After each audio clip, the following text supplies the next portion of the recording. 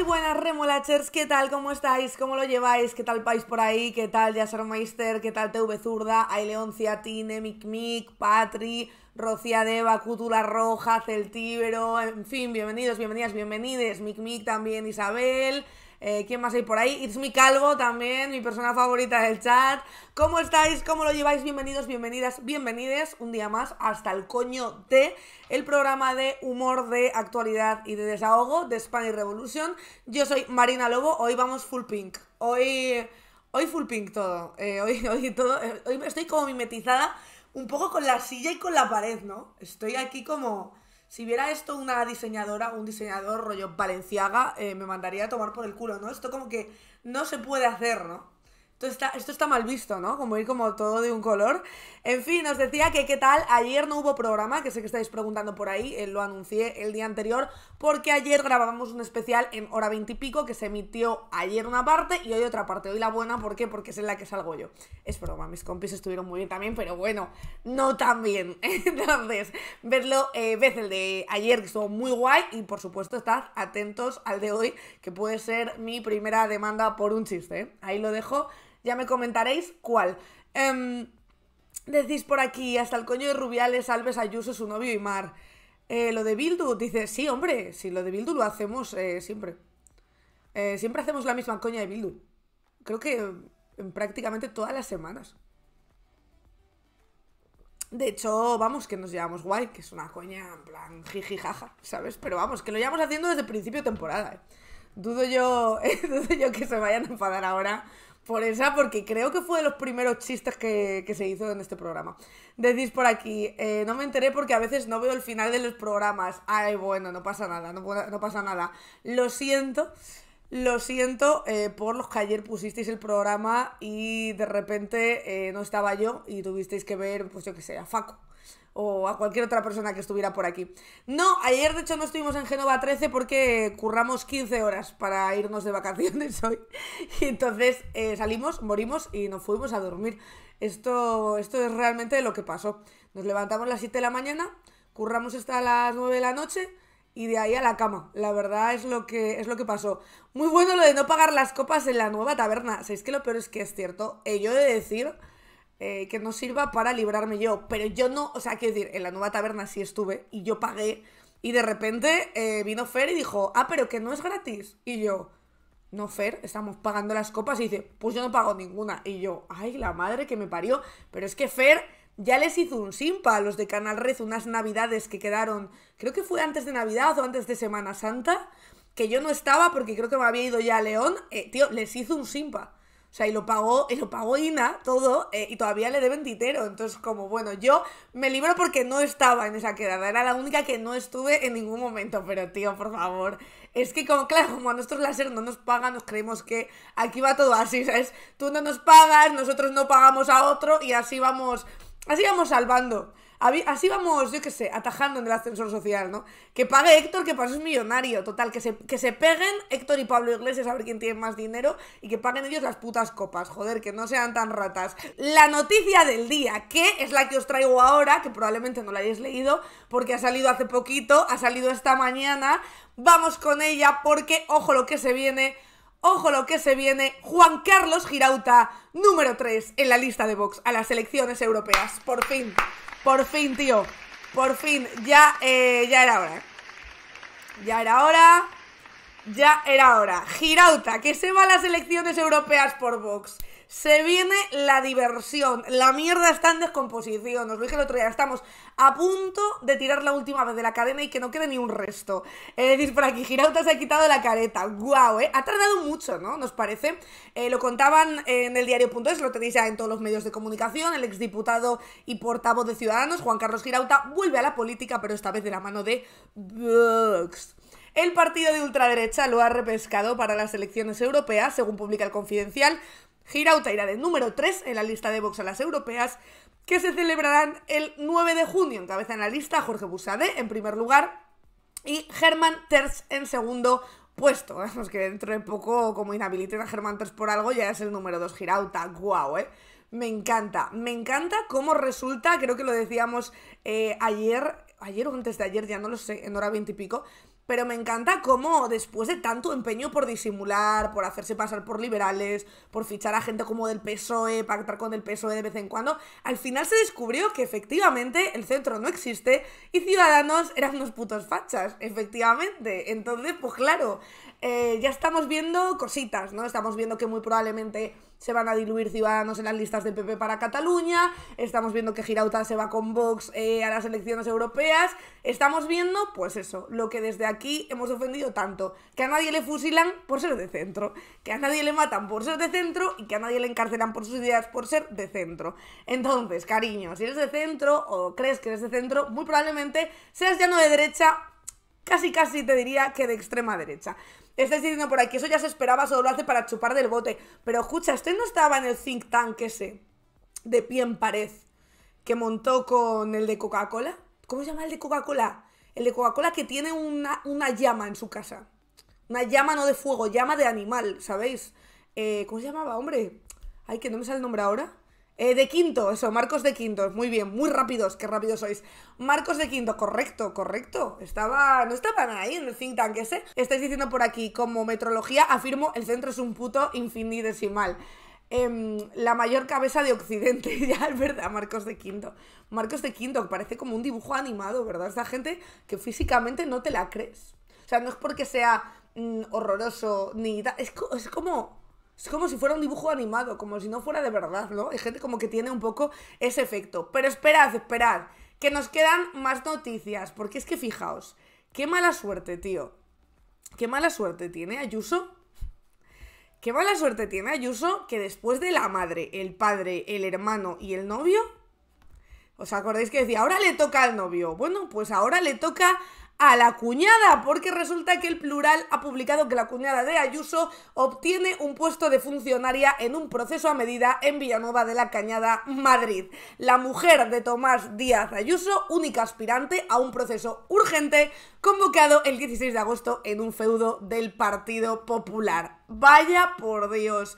Lo cuentan, como os digo, en el Plural, una información que ha salido hoy de José María Garrido y Rubén Rozas. Dicen Alejandra TV, cuñada de la presidenta de la Comunidad de Madrid, Isabel Díaz Ayuso, ha obtenido un puesto de funcionaria mediante un sorprendente proceso de selección que se inició en plena época estival, el 16 de agosto, ¿sabéis? Cuando surgen los puestos de trabajo, cuando se hacen las oposiciones, cuando más, ¿verdad? Cuando más te buscan para trabajar en cosas que no son camarero, ¿verdad? Dicen que concluyó solo 8 días después, fíjate qué rápido el proceso de selección, y en el que la mujer de Tomás Díaz Ayuso fue la única aspirante, tal y como ha comprobado en exclusiva elplural.com, con media España de vacaciones, el Ayuntamiento de Villanueva de la Cañada, un feudo del Partido Popular en la Comunidad de Madrid, donde el PP cuenta con 16 de los 21 concejales existentes, Vox tiene 3 ediles y el PSOE 2, decide publicar el 16 de agosto de 2023, el año pasado, las bases para la provisión de plaza de técnico medio de gestión de Administración General mediante el nombramiento en comisión de servicios por motivos de urgente e inaplazable necesidad. Dicen, proceso urgente e inaplazable un 16 de agosto. El puesto de oficina es de técnico de educación y requiere de tareas tales como la gestión o el asesoramiento en asuntos de materia educativa. Esto siempre ya sabéis que lo dejan todo a la abstracción, ¿no?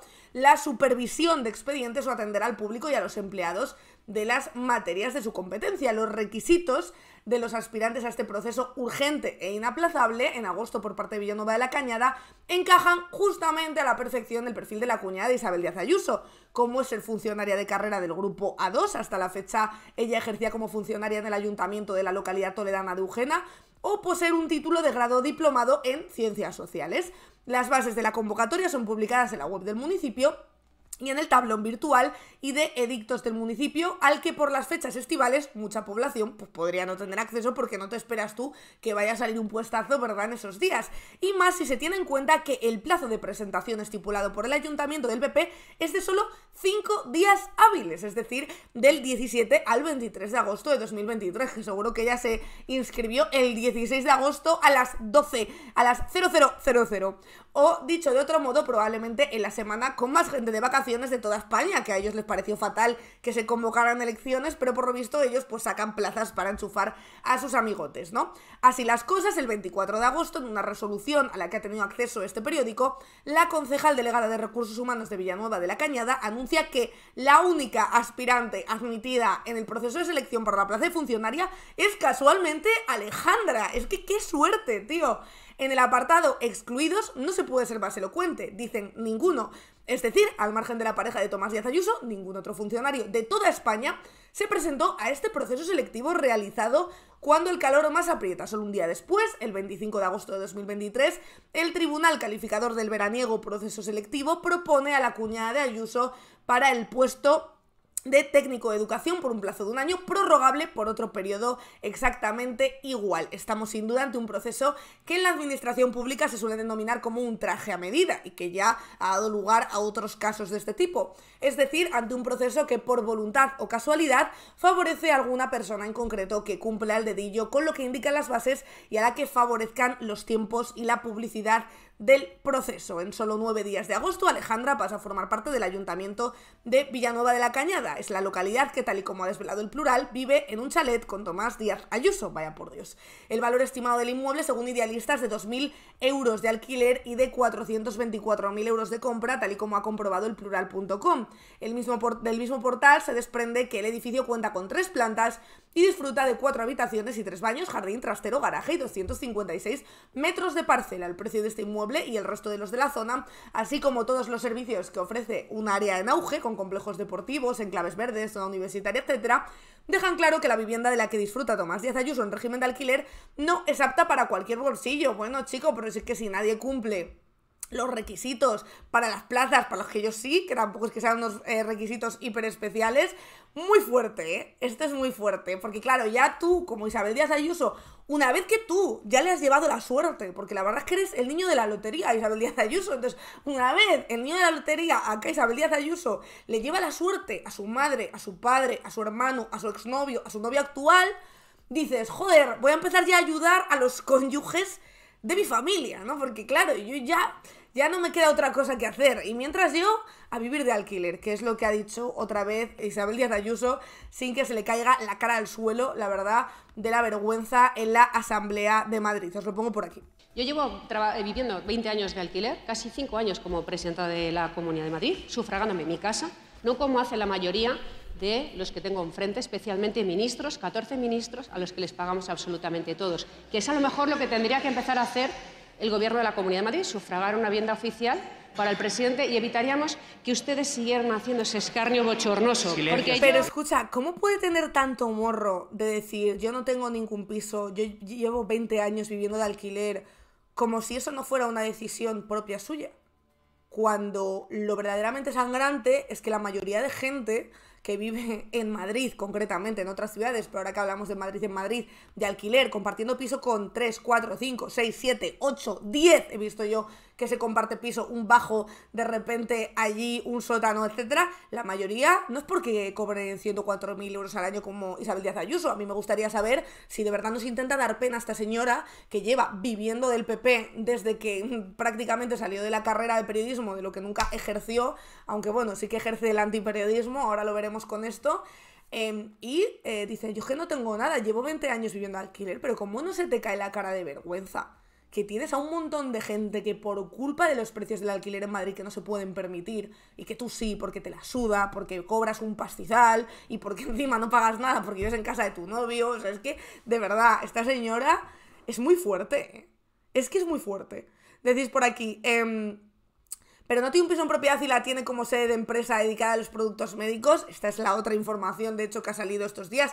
Es que es acojonante. O sea, es que es acojonante que esta señora venga a decir esto y de verdad estamos aquí los jóvenes compartiendo piso y a raíz de compartir piso sin ninguna capacidad de ahorro, porque al precio al que están los alquileres tampoco tenemos capacidad de ahorro, y mientras esta señora llorando por los rincones diciendo que es que ella lleva 20 años viviendo de alquiler como si fuera una de las nuestras.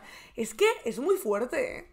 Es muy fuerte la cara que tiene esta señora, que por cierto, ahora en 10 minutos va a venir Miguel Urbán a hablarnos de trampismos, que acaba de sacar este libro que está guapísimo, porque es que además ha ido estudiando como caso por caso los diferentes trumpismos, no solo el de Donald Trump, sino también Milei, Giorgia Meloni, el caso de Hungría y de Polonia, en fin, un montón de casos, viendo cuáles son las características en común y cuáles son las diferencias. Así que hoy vamos a hablar también, por supuesto, del trumpismo de Isabel Díaz Ayuso, que nos viene al pelo. ¿Por qué? Porque yo no sé si se ha dado antes, pero resulta que ayer creo que se cruzó una línea que por lo menos yo no era muy consciente de que se hubiera cruzado, como digo, antes, ni siquiera con Donald Trump. A lo mejor ahora viene Miguel Urbán y me calla un poco la boca.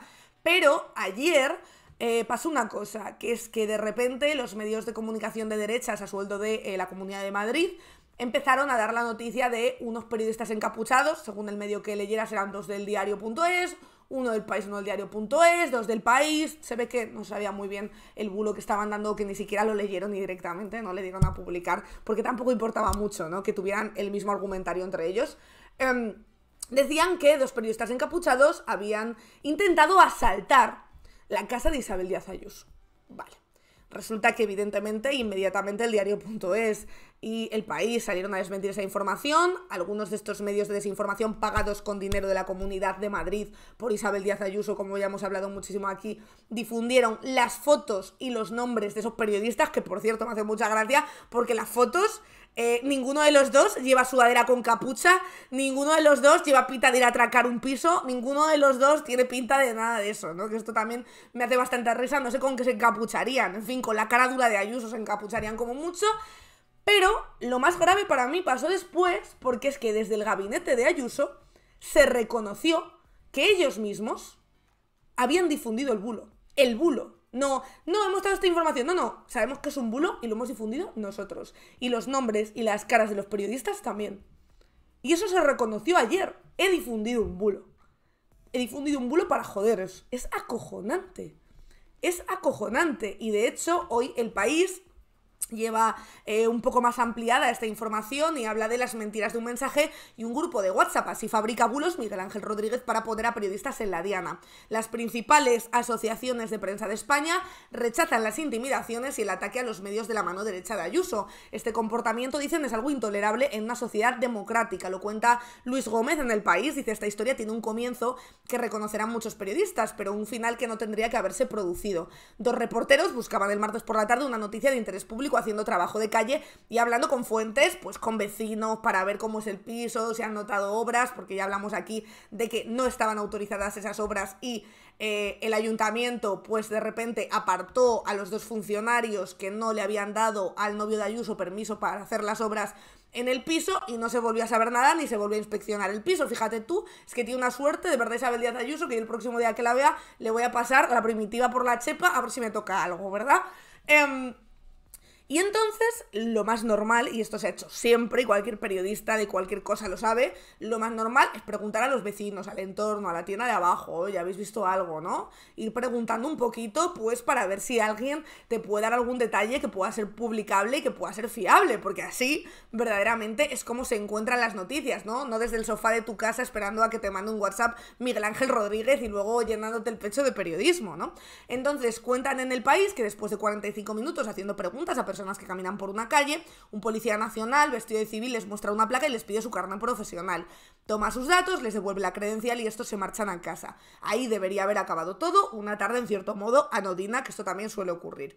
Sin embargo, 2 horas después entra en escena Miguel Ángel Rodríguez, el poderoso asesor de la presidenta madrileña, la mano no tan invisible que influye en los medios de comunicación, sobre todo madrileños, con informaciones de la Comunidad de Madrid y con la publicidad institucional que reciben muchos de ellos, y que, por cierto, el viernes pasado entrevistamos a Miguel Mora, que está teniendo bastante repercusión y habla de las cantidades que le ha dado Ayuso a estos medios de comunicación, y solo a partir de ahí puedes entender ciertas cosas, ¿no?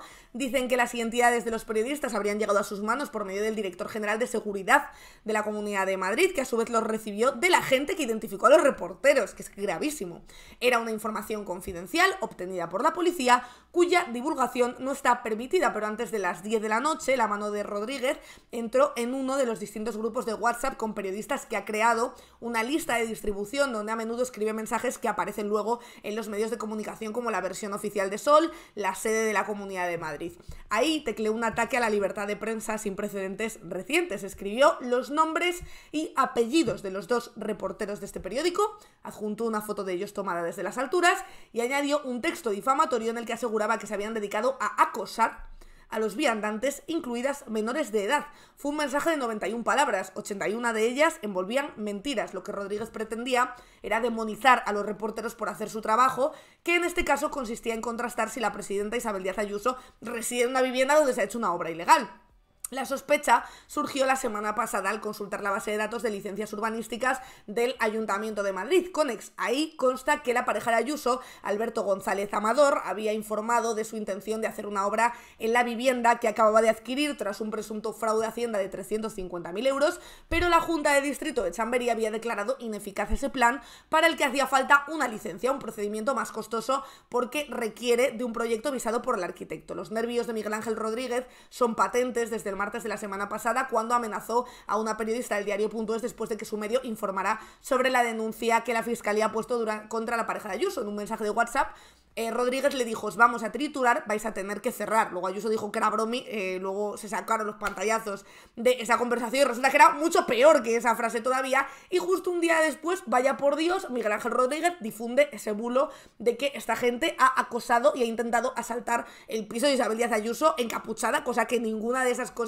era cierta. Este martes, dicen, cuando recibió los datos de los periodistas, Rodríguez puso en marcha esa trituradora que anunció. Aparte del bulo sobre El País, añadió: además, empleados del diario.es encapuchados intentaron acceder a la casa de la presidenta. Nunca se ha visto este amedrentamiento en democracia. Este miércoles, sobre el mediodía, El País le preguntó a Miguel Ángel Rodríguez sobre la difusión de sus mensajes la noche anterior. Buenos días, estamos elaborando una información sobre la divulgación por tu parte de nombres, apellidos y fotografía de 2 redactores del País, a quienes acusas, además de acosar a menores y vecinos en la calle donde vive la presidenta. Queríamos saber si se trata de mensajes personales o los difundes en nombre de la Comunidad de Madrid. Rodríguez reconoció que sí, que fue él mismo, es una conversación personal, no es una cuenta de la comunidad. Sin embargo, numerosos medios recogieron sus palabras exactas la noche anterior y otros también durante la jornada del miércoles. Ninguno contrastó ni llamó al País para verificar esta falsa información. Un medio fue más lejos que ninguno. El locutor Federico Jiménez Los Santos emitió un editorial en su programa de radio, tachó a los periodistas del País y del Diario de delincuentes y animó a usar la violencia contra ellos. Sobre las 12 del mediodía, los focos se centraron en la sala de prensa de la Puerta del Sol. Ayuso, sin embargo, no salió porque es una cobarde, ya lo hemos dicho aquí mucho. Dejó las respuestas sobre la intimidación a la prensa en manos de su portavoz, Miguel Ángel García. García no censuró ni condenó el mensaje enviado por Rodríguez a los periodistas y dijo: hasta donde yo sé, las personas que han estado en las inmediaciones de la vivienda son las que han identificado como periodistas, por tanto no tenemos más que decir. El respeto a la libertad de prensa no lo van a encontrar más claro que en el gobierno de la Comunidad de Madrid. No vetamos a ningún medio y respetamos de manera absoluta y clara el trabajo que hacen los medios. Las principales asociaciones de prensa de España rechazaron esas intimidaciones de la Comunidad de Madrid al gremio en la mañana del miércoles. Las ONG de referencia mundial en defensa de los periodistas, como Reporteros Sin Fronteras, se declaró profundamente alarmada por las graves imputaciones contra los periodistas, también la FAPE, la APM. Y el jueves, sobre las 10 de la mañana, los focos sí que se centrarían en la Asamblea de Madrid, con el pleno semanal y la sesión de control. La Asamblea tenía previsto hacer una declaración institucional en defensa de la libertad y el respeto al trabajo periodístico, y el Partido Popular, en teoría, votaría a favor. O sea que, a la espera de esto, estos son los hechos que han ocurrido. Me parece, la verdad, un hecho sin precedentes, o por lo menos yo no me acuerdo de que alguien de repente haya admitido un bulo y haya admitido que ha propagado una información, un bulo, una información falsa. Y pues es bastante fuerte esto, la verdad. Ahora le preguntamos a Miguel Urbán a ver si a él, pues estudiando todos estos casos de trampismos, ¿no?, de los que vamos a hablar, le ha pasado algo así, ¿no? Se ha encontrado con una noticia en la que ellos mismos admiten esa difusión de bulos. Así que vamos ahora con Miguel Urbán. Os pongo un vídeo muy rápido que os va a gustar porque además está bastante relacionado con Ayuso. Y a la vuelta estamos con Miguel Urbán. Si fuera por mí, privatizo todo. Esta frase resume los primeros 100 días de Milei en la Casa Rosada, marcados por recortes extremos para la ciudadanía, confrontación política y cultural y cambios significativos en la política exterior y las políticas sociales y económicas de Argentina. Vamos a resumir qué ha supuesto el Ultra Milei para Argentina en 6 claves. 1. Milei ha aplicado una política de austeridad extrema, recortando el gasto en áreas como jubilaciones, obra pública y ayudas sociales. Esto ha tenido un impacto significativo en los sectores más vulnerables de la sociedad, aumentando la precariedad económica y reduciendo el acceso a servicios básicos. 2. Los recortes en el gasto social han afectado especialmente a los adultos mayores, con reducciones en las jubilaciones y un aumento en los precios de medicamentos y seguros de salud privados. Esto ha dejado a una parte importante de la población sin la protección social necesaria para hacer frente a los gastos médicos y de subsistencia. 3. Milei ha emprendido una cruzada contra lo que él llama ideología de género y ha promovido una agenda conservadora en lo social.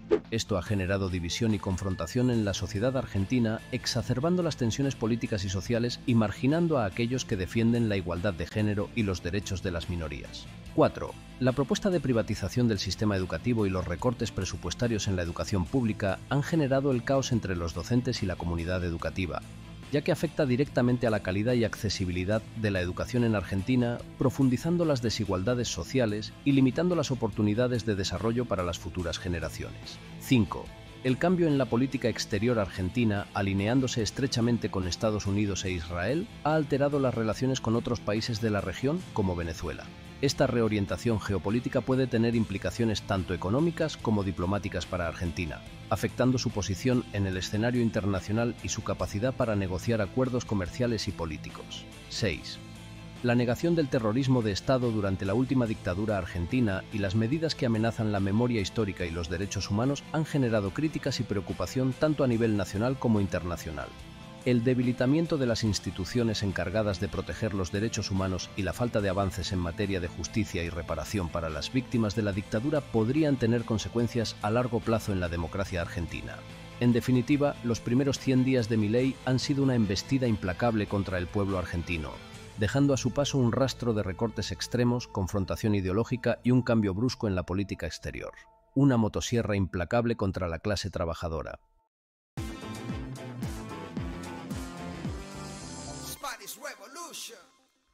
Y ahora sí ya está con nosotras Miguel Urbán. ¿Qué tal, Miguel? ¿Cómo estás? ¿Cuánto tiempo? ¿Qué tal? ¿Cómo estás, Marina? Oye, pues encantada de tenerte por aquí, porque además, fíjate, hemos empezado el programa hablando de Isabel Díaz Ayuso, luego hemos puesto un vídeo de Milei, o sea que tú que vienes a hablar de trumpismos, yo creo que es el ambiente perfecto. Y además me encuentras en el sitio perfecto. He salido en avión de la tierra de la libertad europea a la tierra de la libertad latinoamericana. Estoy aquí en Argentina, a ver si consigo visitar a Milei. Oye, pues mira, si le ves, dale recuerdos de parte de Isabel Díaz Ayuso, que yo creo que se fija bastante en él, la verdad. Sí, ¿no? Un poco entre Díaz Ayuso y su principal asesor de bulos, ¿no? Claro. Podemos ahí compartir. Oye, de hecho estábamos comentando hoy esta noticia de ayer, ¿no? Este bulo que difundió Miguel Ángel Rodríguez de periodistas encapuchados que intentaron asaltar la casa de Ayuso. Y yo, que me estaba hojeando tu libro, no me ha dado tiempo a leerlo entero, pero pensaba, ¿hay algún caso similar dentro de los trumpismos que tú has estudiado de gente que directamente reconozca esa difusión de bulos contra los medios de comunicación o no? Bueno, o sea, al fin y al cabo, yo creo que Trump, por ejemplo, en la campaña electoral llegó a decir una cosa muy significativa, ¿no? O sea, es posible que yo baje ahora mismo de la Torre Trump a la Quinta Avenida, Sí, dispare un niño a plena luz del día y la mitad del país crea que eso es falso. sí, sí. Entonces, yo creo que es muy significativo justamente de cómo la extrema derecha se mueve en una lógica de bulocracia, de posverdad, en donde no se sabe bien discernir entre lo verdadero y lo falso. Un estudio sobre la comunicación de Trump analizaba el New York Times que lanzaba tantos bulos tan deprisa que era incapaz, no había mecanismo Claro. para hacer un fact-check, o sea, para contrarrestar realmente si lo que estaba diciendo el presidente del gobierno de Estados Unidos era verdad o no era verdad. Bueno, pues eso yo creo que una aventajada de los discursos trumpistas, ¿no? De los que habla muy bien la profesora Laura Camargo, es nuestra querida presidenta de la Comunidad de Madrid, Isabel Díaz Ayuso.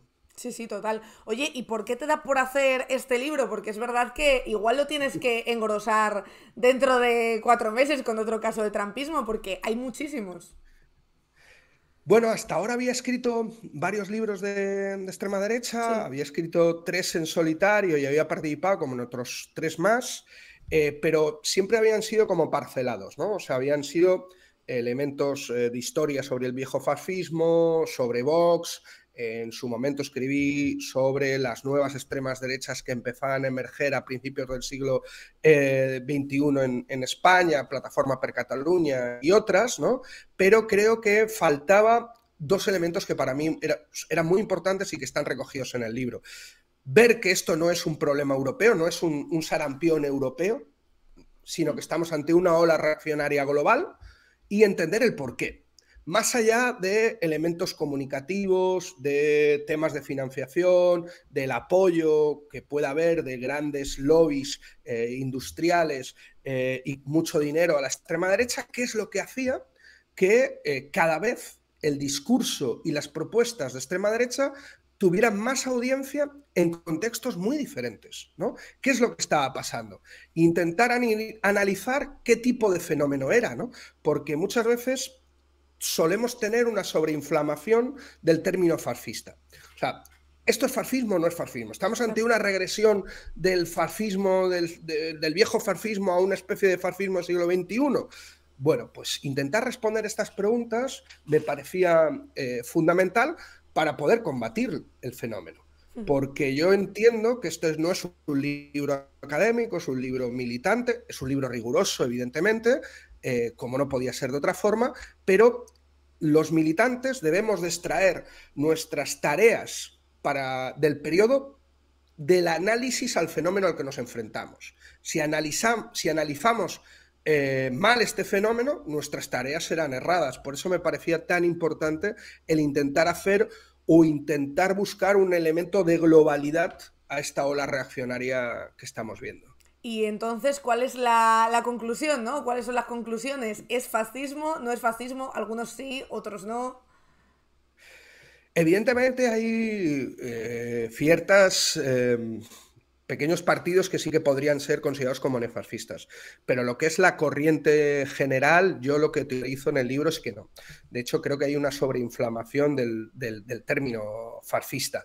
De hecho, se utilizó mucho con la campaña de la Comunidad de Madrid, ¿no? Que viene el fascismo, Isabel Díaz Ayuso es fascista. No, Isabel Díaz Ayuso no es fascista. No es buena, es mala, es muy peligrosa, pero no es fascismo, porque si no también estaríamos banalizando lo que ha supuesto el fascismo y la violencia del propio fascismo. Si Isabel Díaz Ayuso fuera una fascista y hubiera un movimiento fascista detrás de Isabel Díaz Ayuso, pues tú y yo no estaríamos haciendo este programa, estaríamos pasando la clandestinidad. Es lo mismo que en Argentina, que en Italia, que pasó en Brasil o que pasó en Estados Unidos con Trump y Bolsonaro. ¿Eso significa que no hay fascistas en el gobierno de Ayuso, de Milei, de Meloni, de Trump o de Bolsonaro? Claro que los hay, pero no están aupados al poder por un movimiento fascista. Y eso yo creo que es un elemento fundamental. ¿Eso puede cambiar porque esto es un fenómeno en transición? Sí, claro. ¿Puede derivar en una lógica de movimiento fascista en un futuro? Puede ser, pero a día de hoy no lo es. ¿Hay elementos comunes con el viejo fascismo? Los hay, y por eso podemos hacer paralelismos históricos de ciertos elementos que motivaron, que fueron pasiones movilizadoras del fascismo con las nuevas extrema derechas. Pero también hay muchas rupturas, y eso es lo que yo intento plantear en el libro. Entonces, la siguiente pregunta es, si no es fascismo, ¿qué es? Claro. Claro, ¿cómo podemos designar a esta extrema derecha? Hay diferentes intentos terminológicos, que vuelvo a repetir, para mí no es un debate escolástico o filosófico, sino es una cuestión de saber a qué nos estamos enfrentando, de poder analizar el fenómeno. El término populista en la academia siempre aparece, me parece nefasto, se utiliza una especie de cajón desastre. Ha habido ciertos términos como ecofascismo, fascismo fósil, que creo que tampoco nos ayudan por lo que estábamos hablando antes del fascismo y del movimiento fascista, y mi propuesta sería autoritarismos reaccionarios. ¿Por qué el término de autoritarismos reaccionarios? dos elementos fundamentales. Yo creo que lo que favorece la emergencia de esta ola reaccionaria global es la conjunción de dos crisis. La crisis de la gobernanza neoliberal, estamos sobre todo desde el 2008, y ahí vemos cómo este fenómeno se acelera. Estamos ante una auténtica crisis de gobernanza neoliberal y del imperio de Estados Unidos, ¿no? en su conjunto, y eso se conjuga con una crisis ecológica profunda, con una crisis y un cambio climático profundo. Ahora estamos viendo aquí en Argentina inundaciones históricas en un momento donde no debería de pasar, y son fenómenos que cada vez vamos a ver más grandes. La conjunción de ambas crisis construyen una auténtica crisis de régimen que decía Gramsci, una crisis del capitalismo. Estamos ante una crisis del capitalismo. Esta crisis del capitalismo genera pánicos, genera temores entre el conjunto de la población y sobre todo ha eliminado podríamos decir, el mantra, la utopía capitalista del crecimiento sin límites y de que el futuro es progreso. Somos, lo que decía Mark Fisher, somos incapaces de imaginar el futuro. El capitalismo ha cancelado el futuro. Somos generaciones que sabemos que nuestros hijos van a vivir peor que nosotros. Claro. Que el futuro ya no es progreso, sino que el futuro puede ser miseria, puede ser desastre, puede ser una lógica desastrosa, de miedos, de pánicos, que nos impiden pensar el futuro. Ante la incapacidad de pensar el futuro, ante estas inseguridades, la extrema derecha ofrece una seguridad. Ofrece una propuesta de seguridad. Y esa propuesta de seguridad no es pensar el futuro, sino es volver al pasado.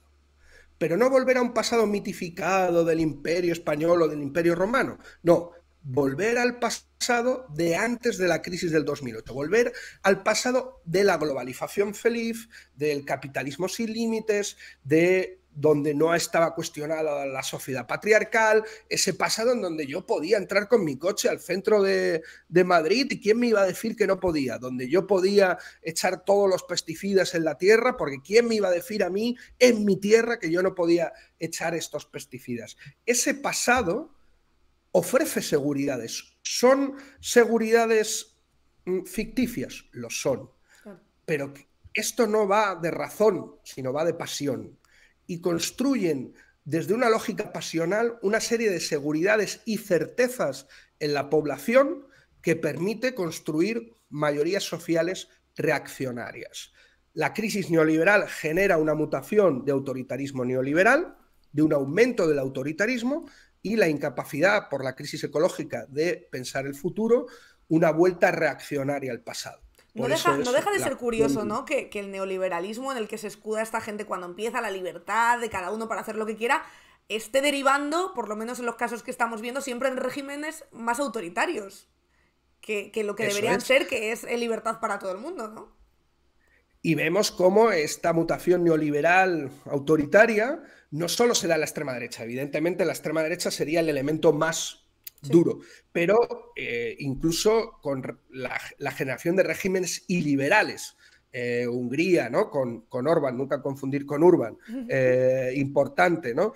Lo que hemos visto en Polonia cuando gobernó el PiS, en Turquía con Erdogan, en India con Modi, evidentemente en Israel con Netanyahu, en Rusia con Putin, en Argentina con Milei, pero también hay que ver la regresión autoritaria que se está produciendo con Macron en Francia. Sí, sí, sí. Con lo cual no solo es un fenómeno de la extrema derecha, es un fenómeno del neoliberalismo, en donde la extrema derecha, que son turbo neoliberales, acrecentan esta lógica autoritaria que estamos viendo en el conjunto del mundo, además con una criminalización del derecho a la protesta, del derecho a la disidencia, una serie de elementos muy, muy preocupantes. Oye, te están preguntando por el chat, ¿no? Te dice DAF8, dice, ¿cuál crees que es la solución para que la gente obrera deje de votar a la extrema derecha?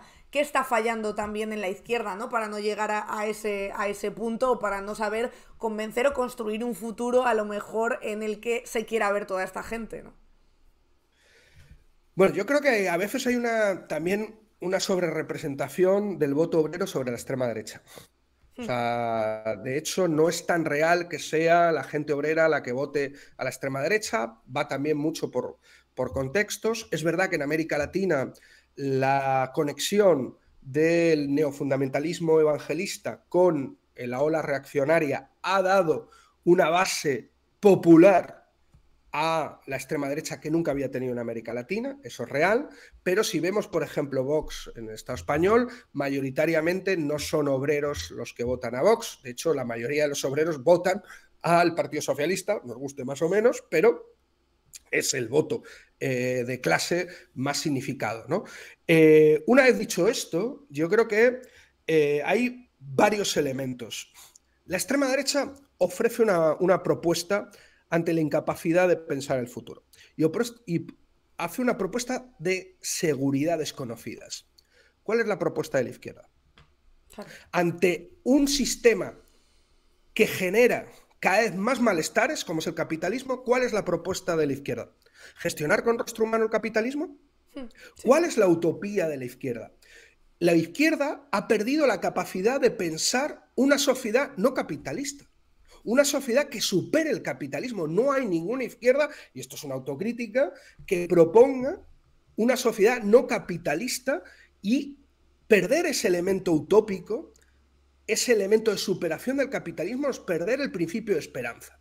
El principio de esperanza por una vida mejor, porque nosotros no estamos dispuestos a jugarnos la vida por trabajar una hora o más o menos o por una subida salarial, pero sí estaríamos dispuestos a jugarnos nuestra vida como se lo jugaron nuestros padres y otros luchadores anteriores por superar una sociedad de opresión para tener una sociedad y un mundo mejor. Pero es que ahora, cuando antes podíamos decir que la contradicción era capital-trabajo, ahora la principal contradicción es capital-vida. Lo que estamos viendo es que si no superamos el capitalismo, el único futuro que tenemos es un futuro distópico. Ante eso, cada vez es más acuciante tener un proyecto de superación del propio capitalismo que ofrezca certezas, seguridades y, evidentemente, esperanza. Y yo creo que eso lo hemos perdido en la izquierda, y ante eso los monstruos de la extrema derecha se construyen de una lógica reaccionaria, intentando aportar un intento de estabilización de la crisis del capitalismo. Pero el problema es que la extrema derecha, la propuesta de la extrema derecha es incapaz de estabilizar esta crisis. Con lo cual vamos a ver elementos de acrecentamiento de las contradicciones en el futuro. De hecho, te iba a preguntar, y creo que hay bastantes preguntas en este sentido, ¿no? Ahora gobierna la extrema derecha o hay gobiernos de extrema derecha en diferentes países. No está funcionando, quiero decir, no es que estén mejorando precisamente esos países, sí que están retrocediendo en muchas libertades, pero todo parece indicar, por ejemplo, que Trump, o sea, va a volver o puede volver a ganar las elecciones de Estados Unidos después de haber gobernado y haber demostrado que su sistema no funcionaba. Entonces, ¿cómo se para esto? ¿Por qué se sigue votando a esta gente aunque demuestren que no organizan bien un país o que su fórmula esa que decían que era mágica y que iba a acabar con todo, pues resulta que no lo era? Bueno, por lo que estábamos hablando antes, porque lo que se le opone, en el mejor de los casos, es un intento de gestión con rostro humano del capitalismo. ¿Y no puede haber como un enfado por parte de la sociedad frente a estos gobiernos de extrema derecha que digan, joder, macho, pero este nos ha prometido aquí de todo y resulta que estamos peor que antes? Claro, pero el problema es que se gana Trump, ¿no? Las elecciones. Sí. Se le gana a Trump a pesar de Biden, que yo creo que esto es muy importante. Y se le gana a pesar de Biden gracias a un movimiento antirracista, diverso, que construye una movilización sin parangón en las últimas décadas en Estados Unidos, y eso genera una movilización electoral que da un vuelco a la victoria que parecía de Trump y al final es de los demócratas. ¿Qué ha hecho Biden? O sea, ¿ha derruido el muro de Trump? No, lo ha construido más grande. ¿Qué ha hecho Biden en política internacional? Claro, ¿qué ha hecho Biden en mejorar los derechos de la base social que le llevó a ganar a Trump? Mientras Trump sí que gobierna para su base social, aunque sean elementos performativos como la cuestión, por ejemplo, de atacar los derechos sexuales y reproductivos de las mujeres, ¿no? Poniendo jueces retrógrados, haciendo una lógica de propaganda anti-LGTB y demás, evidentemente sí que ofrece algo a su base social y a su base electoral. ¿Qué ha ofrecido Biden? De hecho, siempre hay que cogerlo con pinzas, ¿no? Pero a mí me gusta una frase de Walter Benjamin que decía que todo movimiento reaccionario se construye sobre las cenizas de una revolución derrotada, ¿no? Yo no sé si una revolución, pero evidentemente la incapacidad en un momento de crisis sistémica del capitalismo por parte de la izquierda de responder ante los retos de esa crisis genera una frustración donde evidentemente se construye un caldo de cultivo perfecto para votos de protesta como el de Milei. El de Milei no deja de ser, la victoria de Milei no deja de ser una suerte de revival reaccionario de las protestas del 2001 del que se vayan todos, en donde ahora la forma del que se vayan todos es votar a un señor con motosierra.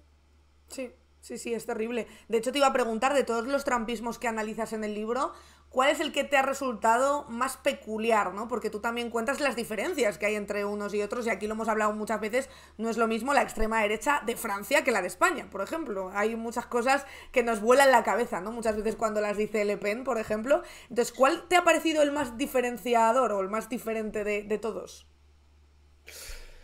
La verdad es que, claro, el libro intenta analizar desde una lógica que no solo sea con gafas europeas, sino ver también el fenómeno latinoamericano, el fenómeno asiático, ¿no? Donde analizo la cuestión de Duterte o de Modi en la India. La verdad es que todos tienen una serie de rasgos muy particulares, pero lo que más me sorprende es que cada vez son capaces de superarse. ¿A qué me estoy refiriendo? O sea, cuando nosotros vimos ganar a Trump, dijimos, mira, esto es inaudito, nadie va a poder superar la figura de Trump, y de repente llega Bolsonaro. Sí.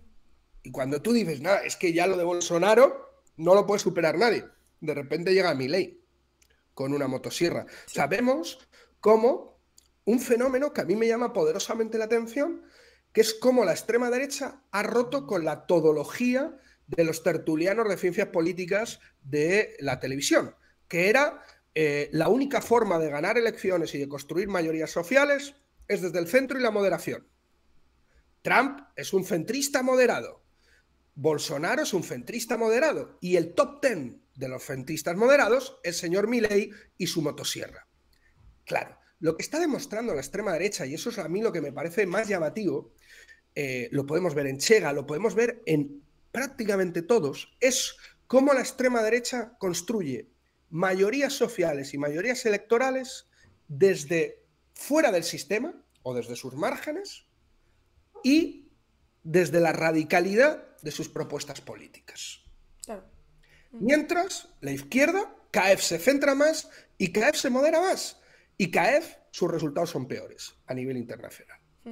Totalmente. Oye, Miguel, pues ha sido muy interesante, la verdad, esta charla que hemos tenido. Te dejo por allí, por Buenos Aires, a ver si puedes ver a Milei de cerca o de lejos, quién sabe, ¿no? Lo que puede pasar. Bueno, la verdad es que vamos a ir más con las madres de la Plaza de Mayo que con Milei, ¿no? Pero desde luego lo que me ha llamado la atención es la cantidad también de carteles partidarios de Milei que hay por la calle. ¿Ah, sí? O sea, que no solo es un fenómeno telemático, sino carteles del Milei vestido de Terminator, Milei con la motosierra, de vamos a por la casta, y que no eran carteles electorales, que eran carteles ya posteriores. O sea, me ha llamado poderosamente la atención. Hay que recordar que Milei lleva 100 días en el gobierno, ¿no? Sí. Le llamaban Milei el breve, o por eso se decía que iba a durar muy poco, ya veremos. Desde luego, lo que sí que se está generando aquí es un caldo de cultivo para una explosión social muy importante, porque está acuciando justamente las contradicciones de la crisis que ya vivía Argentina, Sí. y esto es una olla a presión. O sea, que veremos qué es lo que pasa. Creo que hay que estar muy presentes y muy atentos a lo que pase en Argentina en los próximos meses. De hecho, hay una cuenta que a mí me gusta mucho que se llama Arrepentidos de Milei, que va recopilando, ¿no? Como toda la gente que de repente dice, pero bueno, Milei, ¿por qué me recortaste a mí si yo no era casta? Bueno, pues porque, ¿no? De eso se trataba desde un principio. Entonces, me imagino que habrá de los dos, porque también esta gente tiene algo que mola, porque claro, como su límite es la ficción, y pueden acudir a la conspiración todo el tiempo. Si algo no les sale bien es por una fuerza de arriba superior a ellos que no pueden romper y que necesitan todavía más apoyo para romper. Entonces, claro. No. Además, la lógica conspiranoica está súper presente en la extrema derecha y lo vemos de una forma clara. Había un cartel que ahora estaba manejándose por aquí que es la casta tiene miedo, ¿no? Y entonces ponían todos los grandes conglomerados empresariales que estaban creciendo desde que Milei era presidente y que estaban recibiendo dinero público, ¿no? Claro. Y ponía, la casta tiene miedo, ¿sabes? Y entonces, Clarín, no sé qué, ¿sabes? O sea, era muy curioso, Claro, todo lo que se está viendo. Es muy curioso. Oye, pues muchas gracias, Miguel Urbán, y mucha suerte acompañando ahí a esas mujeres en la querella contra los crímenes del franquismo. Que vaya muy bien y ya hablamos próximamente. Muchas gracias a vosotras. Hasta Adiós. Luego, Miguel, chao. Ahí teníais a Miguel Urbán, charla muy interesante, pero teníamos que dejarla ya porque tenemos también por ahí a Juan Teixeira, que fíjate, justo antes hablábamos de la poca capacidad que está teniendo, es verdad, la izquierda, y lo llevamos hablando aquí mucho tiempo. El libro está guapísimo, la verdad yo no me lo he terminado porque no me ha dado tiempo, pero mola mucho porque va contándote eso, las características de los diferentes trumpismos, que evidentemente pues varían mucho dependiendo de el país, el contexto, la mayoría social, si hay más inmigración, si hay menos del voto que se quiere captar, ¿no? Al fin y al cabo los trumpismos se moldean para recoger cuantos más votos mejor, y luego se llevan todos fenomenal entre ellos, aunque unas vayan de feministas, las otras vayan de pro LGTBI y los otros de anti-woke y anti-LGTBI, pero luego se unen todos y van todos a una. Y justo esto que decía Miguel Urbán lo llevamos hablando mucho tiempo, la incapacidad de la izquierda para proponer medidas anticapitalistas o medidas que exploren por lo menos una senda nueva que hasta ahora no conocemos, porque lo que está claro es que el capitalismo está fracasando y nos está llevando hacia donde nos está llevando, y es un modelo que puede durar X años más, pero que desde luego no va a ser infinito, y habrá que explorar otros límites, otras fronteras y otras formas de hacer las cosas, que es algo que se ha hecho muy poco y desde unos lugares que no han funcionado, y desde luego se puede hacer desde otros lugares que funcionen, pero para ello hay que pensar, hay que darle vueltas y hay que, pues para empezar, poner a las mentes de izquierdas a trabajar en ese sentido y no dentro del marco capitalista, porque eso es la ruina absoluta. Os decía que está también por ahí Juan Teixeira para hablar precisamente del cambio climático, otra de las cosas a las que para nada puede hacer frente el capitalismo, porque si el capitalismo se trata de crecer infinitamente y de dejar al mercado que funcione prácticamente solo y no ponerle límites, el cambio climático, que ha llegado para quedarse, y no solo para quedarse, sino para ir para arriba, evidentemente con el capitalismo, por lo que sea, pues no se lleva nada bien. Así que pues cuando no haya tierra, básicamente, pues los ricos pasará como en Don't Look Up, ¿no? Que se irán a un planeta afuera y a ver lo que les depara ahí el futuro. Así que le voy a dar paso ya a Juan Teixeira y vamos a hablar efectivamente de o los ricos o el resto de la tierra. ¿Te imaginas que en plena alerta climática el Estado permita poner en peligro los montes, envenenar el agua y contaminar el aire para que una empresa extranjera se lucre con ello? Pues es lo que puede suceder otra vez en pleno corazón de Galicia. La empresa portuguesa Altri llegó a Galicia de la mano del gobierno gallego del PP y la consultora del exministro socialista Pepe Blanco, con la intención de construir una enorme planta de fibra textil que ocupará unos 350 campos de fútbol en una zona de alto valor natural, consumirá más agua que toda la provincia de Lugo junta, emitirá una nube de contaminación que puede llegar a cubrir 40 kilómetros y que necesitará lo equivalente a 4.000 hectáreas anuales de eucaliptos, por lo que toda la biodiversidad del centro de Galicia desaparecería para convertirse en un enorme polvorín. Altri, un holding empresarial portugués con oscuros antecedentes en su país, se alió para este proyecto con Greenalia, una empresa energética gallega vinculada al PP.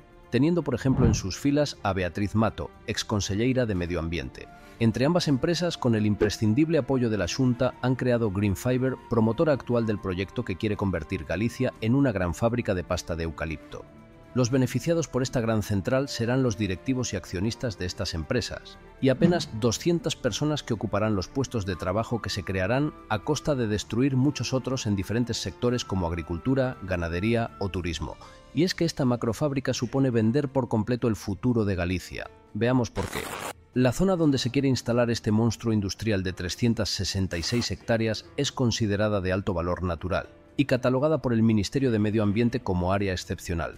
Aquí sobreviven al menos 15 especies de flora y fauna catalogadas legalmente en peligro de extinción en Galicia.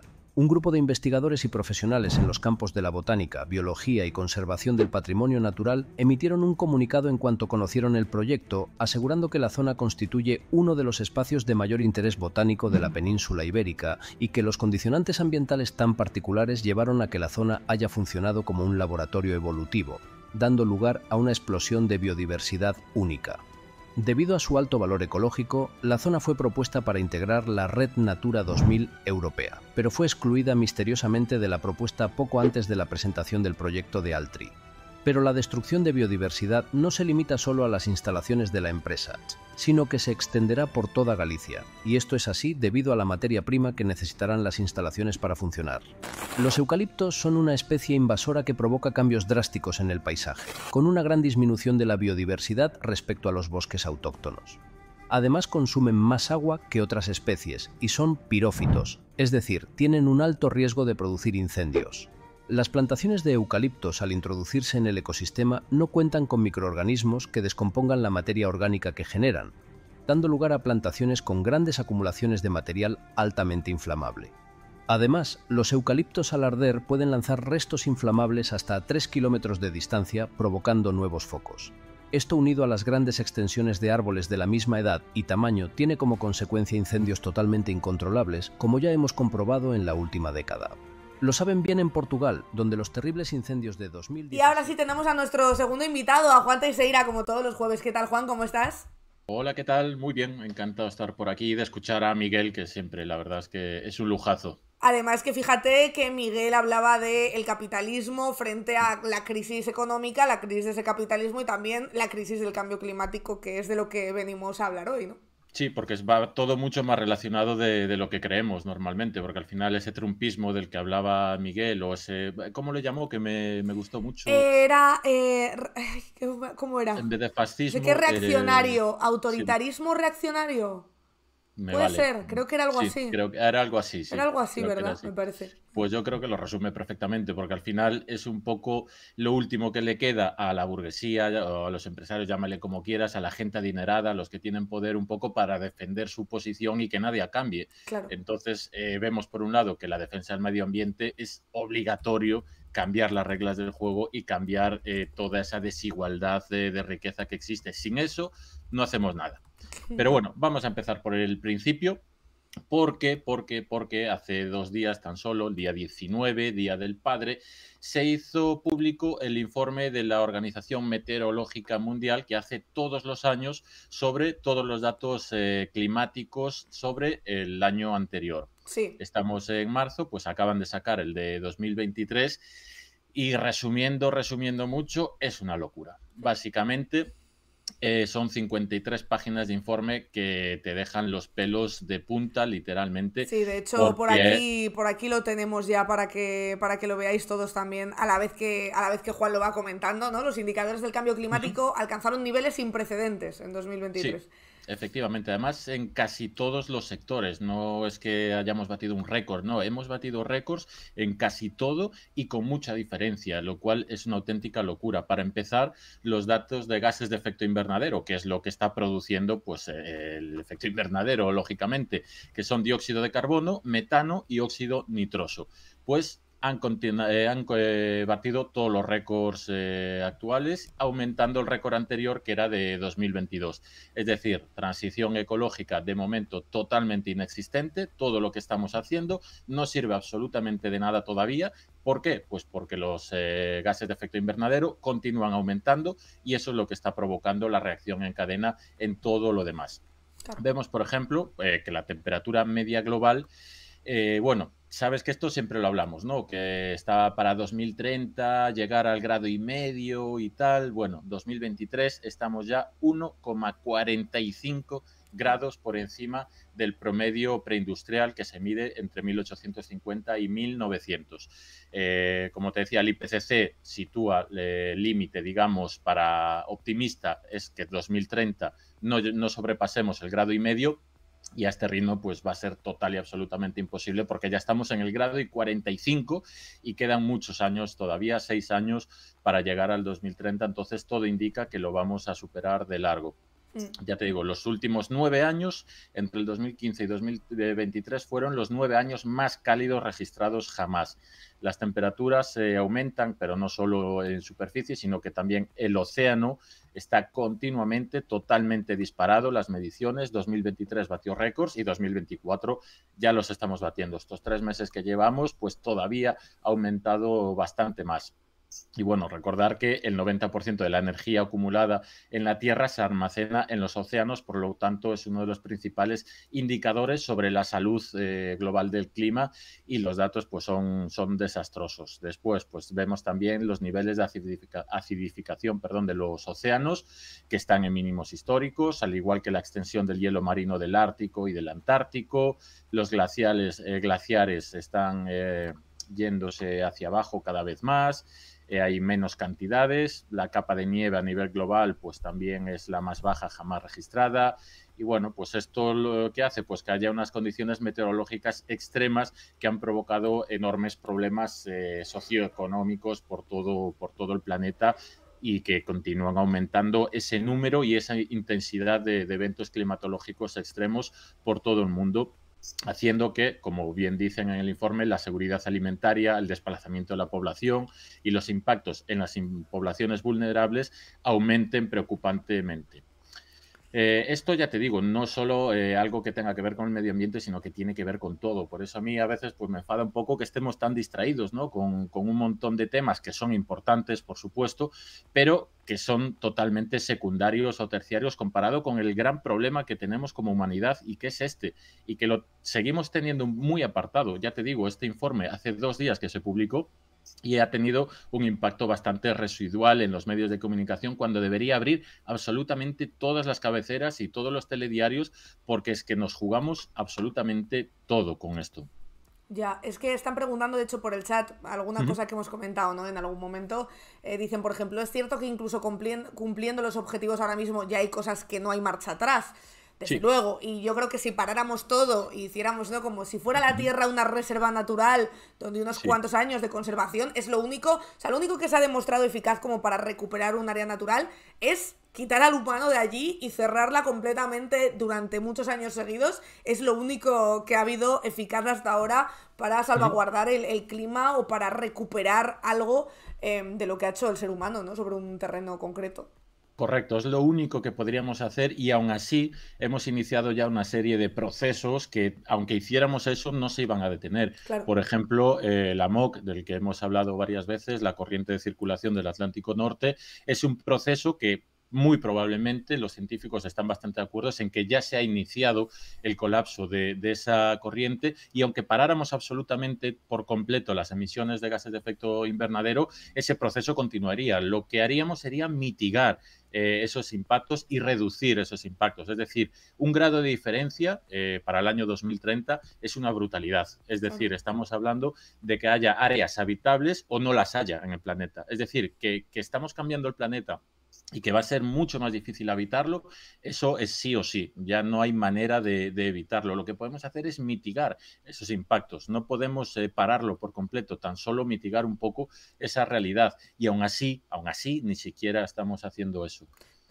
Preguntaban también por aquí, cosa que yo creía que era al contrario, pero dice Gorazarre, una erupción muy bestia no podría evitar el calentamiento por la inyección de ceniza en la atmósfera y menor irradiación solar, pero yo siempre he escuchado que las erupciones precisamente contaminan más la atmósfera, ¿no? Igual me estoy equivocando exactamente. Por un lado, digamos que no incide tanto los rayos solares directamente sobre la atmósfera, pero también se aumenta la capa de efecto invernadero y lo hemos visto el año pasado con la erupción de Lunga Tonga, que es una de las razones principales que los científicos tienen para el aumento del clima, que es algo que todavía no se explica realmente muy bien y que están todos bastante desorientados. Por ejemplo, Gavin Smith, que es uno de los principales climatólogos a nivel mundial, una de las mentes más prestigiosas en este campo y al que, bueno, se le hace bastante caso con todo esto, publicó el mismo día que se hizo público pues todo esto de este informe, un comunicado en la revista Nature donde intentaba explicar un poquito, poner de manifiesto por qué se había dado este repentino aumento de calor tan bestia. Y básicamente el resumen es que no tienen idea. Básicamente, él viene a decir que justo hace un año, en marzo del año pasado, los principales climatólogos del mundo, con él a la cabeza, estaban diciendo que no había evidencias de que fuera a ser un año especialmente cálido. Aseguraban que no se iban a batir los récords y, sin embargo, a partir de marzo empezaron a aumentar, se dispararon totalmente las temperaturas a nivel mundial y las únicas explicaciones que hay a nivel científico pues son los aumentos de los niveles de gases de efecto invernadero, pero esto solo explica el 0,02 de aumento de grados centígrados en la atmósfera. También se habla del volcán Unga Tonga que hizo erupción en enero de 2022, o incluso también de las regulaciones de los navieros que hicieron, bueno, que haya más azufre en la atmósfera. Pero todo esto junto apenas hace pues una décima de grado de aumento, y estamos hablando que en solo un año se aumentó 1,45 grados respecto a la época preindustrial, lo cual es una auténtica barbaridad. Y te voy a leer la última frase que pone en su texto. Dice: en general, la anomalía de temperatura de 2023 surgió de la nada, revelando una brecha de conocimiento sin precedentes, quizás por primera vez desde hace unos 40 años, cuando los datos satelitales comenzaron a ofrecer a los modeladores una visión incomparable en tiempo real del sistema climático de la Tierra. Si la anomalía no se estabiliza para agosto, entonces el mundo estará en territorio inexplorado.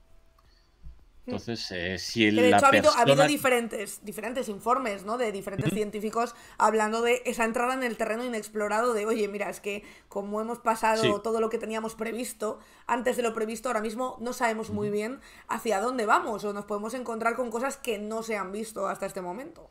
Sí, básicamente lo que muchos se temen, lo que pasa que no hay datos para afirmarlo y tampoco supongo que querrán ser alarmistas, es que ya se está alterando el funcionamiento del sistema climático global. Es lo único, digamos, que podría asegurar todo esto, o algunas mediciones que se estén escapando o algo por el estilo, pero desde luego con los datos que hay actualmente y con los conocimientos que tenemos no se puede explicar que haya en un año un aumento de 1,45 grados respecto a la época preindustrial. Es algo que desorienta por completo. Lo que sí están todos los científicos de acuerdo, y toda la gente que estudia el clima y el medio ambiente, es que solo hay una opción, digamos, de cambiar todo esto, y que realmente es bastante fácil, y es acabar con los ricos, básicamente. Matar a los ricos, que decía Maldonado. ¿Qué nos ha enseñado Scooby-Doo? Que hay que matar a los ricos. Podemos matarlos, podemos aislarlos en una isla y que hagan un show entre ellos y que solo quede uno. Bueno, las opciones son varias, pero desde luego que habría que acabar con la desigualdad. Y te traigo una noticia que me ha llamado mucho la atención, publicada en Nature, hace el 12 de marzo de 2024, que se llama exactamente ¿Por qué el mundo no puede permitirse el lujo de los ricos? Claro. Y explica básicamente cómo la desigualdad social es la clave de todo este proceso, y en muchos aspectos, no solo a nivel medioambiental, sino a nivel de seguridad, de estabilidad económica, incluso psicológica. Y está muy guay este estudio porque, bueno, te va dando pues diferentes datos explicando cómo esa desigualdad afecta absolutamente en todo, desde el medio ambiente, como digo, a las tasas de homicidio o de encarcelamiento. mortalidad infantil, obesidad, abuso de drogas, se disparan en las sociedades que son más desiguales Claro. y se reducen mucho en las sociedades que son pues más igualitarias en este caso. Por ejemplo, la tasa de homicidios en Estados Unidos, que es la democracia más desigual, es 11 veces mayor que la de Noruega, lo cual es una auténtica barbaridad. Hay 11 veces más asesinatos en Estados Unidos que en Noruega, y esto se explica básicamente por esa enorme desigualdad. También aplica mucho, es muy el precio que pagamos por tener tantos ricos o tanta desigualdad, es también un costo enorme para los gobiernos. Por ejemplo, en este estudio se comenta que en Reino Unido podría ahorrar más de 100.000 millones de libras anuales si redujera la desigualdad al nivel de los 5 países más igualitarios de la OCDE, que son Dinamarca, Finlandia, Bélgica, Noruega y Países Bajos. Bueno, pues esto lo vemos pues considerando que se haría ahorro, por ejemplo, en salud mental, homicidios, encarcelamientos y todo este tipo Bueno, de datos y que ya se no te digo reducirían. en ayudas directas, que los que más reciben Claro, son la gente con más recursos, porque son la gente que tiene más acceso a la tecnología, que tiene un asesor que le puede buscar las ayudas que necesite. Luego las empresas exacto. que son rescatadas, pues también son las más multimillonarias porque son las más punteras para los Sí. gobiernos. O sea, que al final si te pones a pensarlo... Sí, sí, sí, al final lo vemos, estudies por donde estudies, pues es un problema, básicamente. Incluso a Claro. nivel psicosocial está muy guay este informe porque viene un poco a explicar cómo esta desigualdad afecta no solo a los que tienen dinero para que gasten más, sino también a los que tienen menos. Es decir, ellos los llaman ansiedad de estatus y aumenta muchísimo el estrés crónico, que tiene pues, efectos muy bien documentados sobre mortalidad, que puede incluso llegar a duplicar las tasas de mortalidad, el estrés. Y bueno, pues también aumenta la violencia o el acoso, por ejemplo, que está vinculado mucho a esta competencia por el estatus social que también obliga al consumo.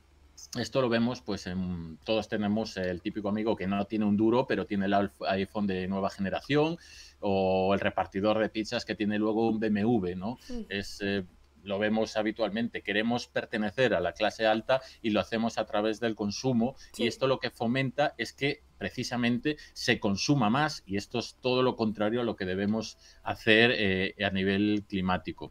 Te Por ejemplo, preguntan por sí. aquí, te dice Carlos, dice, ¿cómo ves la narrativa de que los mensajes alarmistas generan desmotivación para adoptar medidas y aumenta el conformismo con el cambio climático? Claro, es difícil conjugar las dos, ¿no? Creo que no se puede no ser alarmista hoy en día con lo que estamos viendo por un lado, pero por otro también hay que ser consciente de que los movimientos sociales, claro que pueden cambiar cosas. Y si alguien puede hacer que los ricos cambien o que una empresa no se abra en un lugar, como vimos la semana pasada, ¿no? Con el caso de Galicia, somos las personas, ¿no? Y es el Sí. activismo.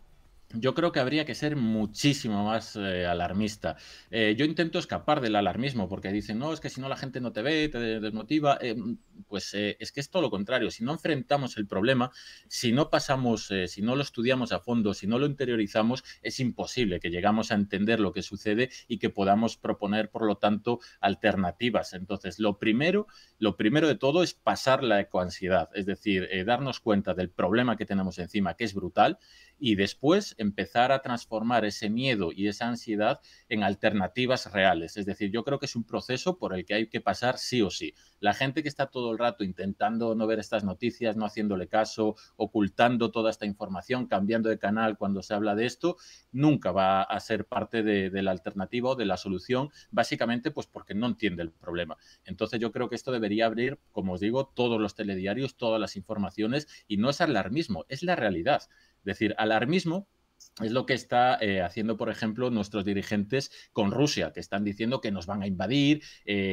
Vamos a ver, eso es Que alarmismo. nos tenemos que rearmar, que ya hablando de cambio Exacto, climático y de ecología, exacto. el armamento y el aumento en presupuesto de defensa que estamos viendo en todos los países de nuestro alrededor, el nuestro también, hostia, eso a nivel huella ecológica me imagino que sea también un problemón. En todos los sentidos. directamente la huella ecológica de los ejércitos, ya lo hemos hablado aquí alguna vez y es una burrada, pero por otro lado es que estás cambiando el foco, es decir, cuando tú estás preocupado porque Rusia te invada, pues no estás tan preocupado por el cambio climático, por ejemplo. Entonces, y después pues también tenemos los recursos, todos los recursos que se están metiendo para militarizarnos todavía más, para comprar más armas y para darle más dinero a los ejércitos, son fondos que no se están utilizando para mitigar los efectos del cambio climático. Entonces, por un lado, tenemos el foco de la opinión pública y el foco de nuestros propios recursos. Entonces, yo creo que deberíamos orientarlos a lo realmente importante, porque el que haya una guerra o no, pues eso básicamente lo podemos reducir esa realidad con diplomacia y con cooperación. Sin embargo, claro, todos los problemas medioambientales van a seguir ahí y tenemos que hacer algo a nivel global, no vale hacerlo tampoco a nivel ni individual ni de diferentes estados, sino que tiene que ser algo que se haga a nivel global para intentar tener alguna oportunidad. ¿Y qué se debería hacer? Pues lo primero de todo, y es lo que hablamos siempre y lo que tiene claro el IPCC y absolutamente todos los científicos y climatólogos que estudian el clima, es reducir la desigualdad. Es básico, es evidente y es la pieza clave y hay muchas maneras de hacerlo. Básicamente, pues tendríamos que empezar, por ejemplo, por elegir formas más progresivas de tributación. Es decir, que los que más tienen, más paguen. Es algo que se ha hecho en diferentes momentos de la historia y no ha pasado absolutamente nada. En Estados Unidos, por ejemplo, llegaron a pagar un 70% gravar a la riqueza y no pasa absolutamente nada. Y en este caso, pues podríamos hacer lo mismo. Unas tasas altísimas a los grandes rentas para reducir la desigualdad y con esos fondos también pues pagar todo aquello que necesitaríamos para hacer una transición hacia la neutralidad de carbono y la sostenibilidad. Claro, es que están por aquí debatiendo un poquito, ¿no? De los ricos seguirán siendo ricos, por ejemplo. Dicen por aquí también, bueno, ha habido ahí alguien que se ha colado, ¿no? A decir, ¿y por qué estáis en internet y en una silla con auriculares? Bueno, creo que había un vídeo muy bueno de esto, de un tío de extrema derecha que le preguntaba a gente, activistas que se estaban manifestando, creo que era en Washington, me parece, y le pregunta, ¿y tú por qué llevas un móvil?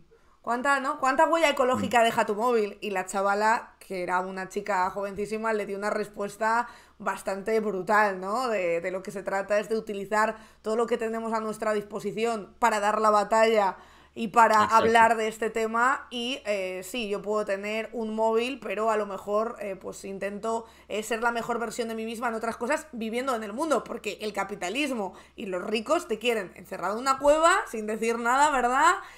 Sin hablar de absolutamente nada y sin ir a ninguna manifestación por la huella ecológica que puedas crear, que por supuesto es un 0,00001% de lo que crean ellos cada día, ¿no? Tal cual, tal cual. Al final un poco es lo que quieren los trumpistas o el nuevo fascismo, llámalo como quieras, es que un poco los que somos críticos con el sistema es que nos metamos en una cueva y no hagamos mucho ruido. Todo lo contrario, como bien comentan, pues se trata de cabalgar contradicciones constantemente. Aquí, por ejemplo, ahora mismo estamos en Twitch, que pertenece a Elon Musk, que es uno de los principales representantes de todo lo contrario a lo que estamos hablando. Bueno, pues es la forma en la que tenemos que llegar a un público lo más amplio posible. Es la realidad que nos ha tocado vivir y nosotros tenemos una serie de herramientas pues para intentar cambiar las cosas o aportar en lo que podamos. Por supuesto, pues todo tiene sus pros y sus contras y sus contradicciones y eso es innegable, pero al final pues se trata de consumir lo mínimo posible. Yo necesito un móvil, pues tengo un móvil, lógicamente, sí, porque si no, no puedo trabajar, no puedo comunicarme con activistas de otros lugares, no puedo hacer absolutamente nada. ¿Qué hago? Pues cambiarlo lo mínimo posible. Yo solo cambio el móvil cuando realmente no puede más, cuando ya no enciende. Entonces, pues a lo mejor lo cambio cada 3 años aproximadamente. Claro. Y con eso, absolutamente todo. Yo tengo un coche muy antiguo que me dicen, bueno, pues que tu coche, no, mi coche no contamina más, lo que contamina es cambiar de coche. Es decir, un coche que ya existe, pues va a contaminar muchísimo menos que un coche eléctrico para el cual hacen falta 20 kilos de litio, por ejemplo, o una batería gigantesca y un montón de aluminio, de tierras raras, de mano de obra, pues consume, aunque mi coche consuma más, ya existe. Entonces intento utilizarlo lo menos posible Y bueno, pues como eso Claro, todo, al el final uso se trata. responsable, ¿no? Que por cierto, Exacto. están diciendo por ahí que Twitch efectivamente no es de Elon Musk, es de Bezos, que bueno, tanto Ah, bueno, da sí, igual, perdón. tampoco. Perdón, No sí, son sí. la misma persona, pero bueno, es Pero verdad que casi. se trata El ejemplo es lo mismo. de una responsabilidad, pues de reciclar hasta donde puedas, de Sí, movilizarte lo que puedas. Y a mí me ha pasado mucho, por ejemplo, últimamente, sobre todo en los últimos años, de tener mucha concienciación con la ropa, en plan de comprar menos sí, ropa, porque yo es verdad, sí. bueno, yo y creo que todo el mundo, ¿no? Que de repente te ves comprando ropa y yo lo he Mm, contado aquí alguna vez, a mí a eso me ayudó mucho a darme cuenta el teletrabajo. Porque es verdad que cuando tienes que ir todos los días a mira, una oficina y dice, te vas en aburres pijama todo el antes, día. pero te aburres antes realmente, o sea, a ti te da igual la ropa que vistas, ¿no? Pero como ves Mm, otra ropa y ya el capitalismo te ha enseñado que no tienes que repetir, que tienes que tal, que tienes que cual, pues al final, claro, acabas queriendo comprar más ropa para tener como más sí. looks que ponerte para ir a trabajar todos los días, por ejemplo. Exactamente, al final se trata de reducir el consumo. Eso lo aplicas a todo y Y solo que reduciendo el consumo es lo más que puedes ayudar en cualquier ámbito, un sin duda alguna. consumo que además no es para ti, es para otros, es para la imagen que Efectivamente, proyectas en otros, porque yo en sí, pandemia estuve con el mismo chándal 3 meses y me daba igual. ¿Por qué? Pues porque no me veía a nadie. claro. De Y estuve esto perfectamente. De esto es lo que habla precisamente la noticia que te comentaba de la desigualdad Claro. social, que nos crea una serie de estrés. Cuando hay más desigualdad, tú quieres pertenecer, digamos, o darle una impresión, ¿no? Claro. Ante el resto de la gente. Si la sociedad es más igualitaria, pues este consumo, digamos, absurdo, psicológico, pues se reduce muchísimo. Entonces, eso es lo único que vale. Yo, por ejemplo, tengo ropa de cuando tenía 18 años. Yo no la tiro a la ropa hasta que realmente ya no puede Claro. más con ella tampoco. Entonces, compro ropa. El otro día me criticaban por llevar una cazadora North Face. Y le digo, bueno, vale, pues es una cazadora North Face, ¿qué quieres que te diga? A mí me dura unos 10 años Claro. aproximadamente una buena cazadora y como viajo mucho, pues necesito una ropa de abrigo que me ocupe poco y que sea buena. Entonces, ¿qué? ¿Voy a dejar de consumir y quedarme en una cueva en taparrabos? No, señor. Yo vivo en la sociedad en la que me ha tocado vivir e intento ser lo más coherente posible y aportar en la medida de lo posible. Obviamente no puedes desconectar y dejar de Claro. consumir por completo y el decrecimiento no se trata de eso tampoco, sino se trata de llegar a un consumo responsable en todos los niveles, desde la producción hasta el consumo, que se debe reducir bastante. Entonces, bueno, a mí me gusta que este debate esté encima de la mesa, que hace un Mm, par de años ni siquiera estaba. sí. Entonces, bueno, es importante que la gente vaya conociendo estas formas a las que nos tenemos que acostumbrar cuanto antes, porque ya te digo que es la única solución que tenemos contra el cambio climático y contra el auge del fascismo o del trumpismo, o llámalo como quieras, porque al final es la última trinchera, ¿no? de los propietarios del mundo y de ese 1% que lo consume absolutamente todo y que nos ata a este sistema ecocida y pues contra el que también hay que luchar, va todo de la mano. La lucha contra los nuevos fascismos y por el medio ambiente van totalmente de la mano. Oye, pues me parece un buen mensaje para terminar la sección. No sé si querías comentar algo más del informe o ya estaba todo. Yo creo que es suficiente, Yo ya creo que yo creo que acabando así esto... es perfecto. Sí, sí, sí, Oye, acabando un Juan, poco con las soluciones mejor. pues muchas gracias. Nos vemos la semana que viene, ¿no? Que cae justo el Perfecto. festivo. Yo Jueves Ah, pues mira, Santo lo respeto. ahí Jueves sí, ya. Santo. Todo Hay lo que ir a que la sea procesión. descansar, claro, claro. Hay que ir a la procesión, hay que descansar un poquito. Así que nos vemos ya después de Muy Semana bien, Santa. Muchas gracias, Juan. perfecto. Pues un saludito a todos. Hasta luego, un saludo. Chao, Besos. chao, chao. Chao. Gracias. Ahí teníais a Juan Teixeira, que como os decía, viene cada semana a hablarnos cada jueves, de hecho, de cambio climático. Mañana en público, por cierto. Gracias, Mic por recordármelo. Mañana, acordaos que hay directo. Mañana, a partir de las 12:30, estaremos en el canal de YouTube de Público, que además hay muchas noticias que se me han quedado hoy sin comentar, porque como hemos tenido a Juan, a Miguel Urbán y hemos estado aquí tan absortos en las conversaciones, tenemos muchas noticias que comentar de cara a mañana, así que os espero a todos y a todas ahí en el canal de YouTube de Público, al que por cierto también suscribíos y darle like, a la par que al de Hasta el Coño de, que no lo he enseñado, pero es que de verdad que me hace muchísima ilusión porque hicieron la buena gente Spanish Revolution, por supuesto, como siempre, un canal de Hasta el Coño de... hace tiempo ya para subir aquí ya solo nuestros programas y nuestras cosas, y es que 25.000 suscriptores, es que ojo, se dice pronto. Mira, mira, mira, mira, Kate Middleton, ¿dónde está? La pareja de Ayuso, la licencia de obra de la pareja de Ayuso, Néstor Prieto, hablando precisamente con del rearme europeo, que estuvo muy interesante el otro día. Monasterio a punto de salir de Vox. O sea, es que tenéis aquí para echar el fin de la semana y lo que queráis. Así que por favor, entrad de vez en cuando a dar likes, a dejar comentarios, a decir a quién os gustaría ver en la entrevista, etcétera, etcétera. Así que, como os digo, entrad de vez en cuando, porfa, a darle like, que mira, eso es gratis, pero también nos ayuda económicamente un poquito, porque a más visualizaciones, más porcentaje nos da YouTube. Así que porfi, si podéis apoyarnos también de esa manera, nos ayudáis muchísimo. Y yo me voy a ir ya, Cútula Roja. ¿Cuándo vuelves? No te preocupes. Mañana estoy en el canal de YouTube y el lunes vamos a hacer directo. Evidentemente los festivos no, pero yo la semana que viene mi idea es estar lunes, martes y miércoles. Si de repente no es así, no os preocupéis que yo os aviso, pero vamos, yo aquí voy a estar porque la actualidad la verdad es que está como para comentarla. Hay muchas cosas que se me han quedado. Quasar, yo canjeé 80.000 paguitas. ¿Y para qué? ¿Y qué hiciste? ¿Qué pediste? No me acuerdo, Quasar, de esto. ¿Qué pediste? ¿Pediste una entrevista? ¿O pediste algo así? Marina se va de capillitas, sí, me voy a coger ahí un paso y tal. Decís, me vale, yo curro los festivos. Ay, pobre, tío, yo antes también me comía todos los festivos, De hecho, este es el primer trabajo en el que no estoy currando los festivos, porque Héctor de Miguel es más vago que yo, entonces eso me viene estupendamente. ¿Qué familiar de Ayuso crees que saldrá ahora? Pues que no me sé el árbol genealógico.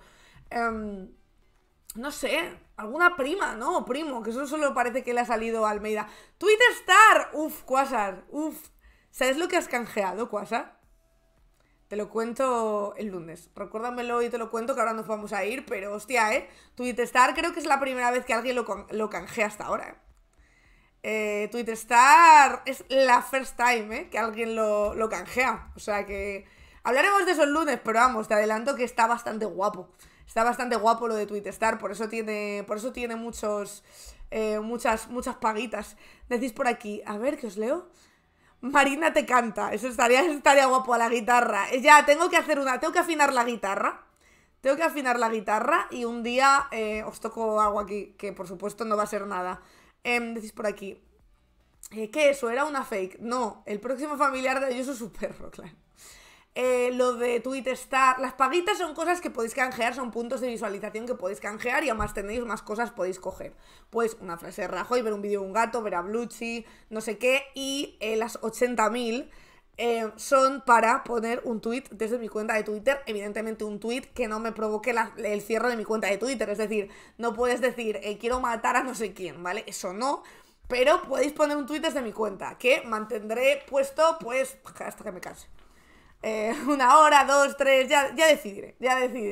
Así que ve pensándolo, porque a lo mejor tengo que poner por ahí algún tweet. Decís por aquí, a ver que os leo. ¿Qué decís de cosas del primo? Yo no me he enterado de nada del primo. No hay ningún primo, ¿no? Todavía, digo. O sea, yo creo que el siguiente en salir será un primo o una prima que solo le ha salido a Almeida, que de momento a Ayuso no le ha salido. Oye, me voy a ir ya que me estáis entreteniendo. Sí, me voy a León. De hecho, el directo de mañana, desde el canal de YouTube de Público, va a ser desde León, desde la habitación que tantísimo os gusta. Me estáis entreteniendo para que no me vaya preguntándome las mismas cosas una y otra vez. Os voy a dejar, anda, que tenéis más vicio con este canal, que es que no se puede dejar solos. Os voy a dejar con Laura Flores, que tiene 830 personas en directo, perdona. Vamos para allá, a ver si hacemos las 1000 personas en el directo de Laura Flores. Os dejo por ahí con ella. Muchísimas gracias, Ramolaches. Lo dicho, mañana nos vemos en el canal de YouTube de Público. No faltéis. Enhorabuena a los premiados y premiadas del Tongorteo. Mandadle los datos a TV Zurda. Y muchas gracias, Rebeca, Itzmi Calvo, Davas Hernández, David, ¿quién más? Tine, RGA, Rita de Singer. Mil gracias. Mañana más y mejor, Remolachers. Nos vemos. Chao, chao, chao. Y ánimo, que mañana ya es viernes. Hasta luego. Adiós. Spanish Revolution.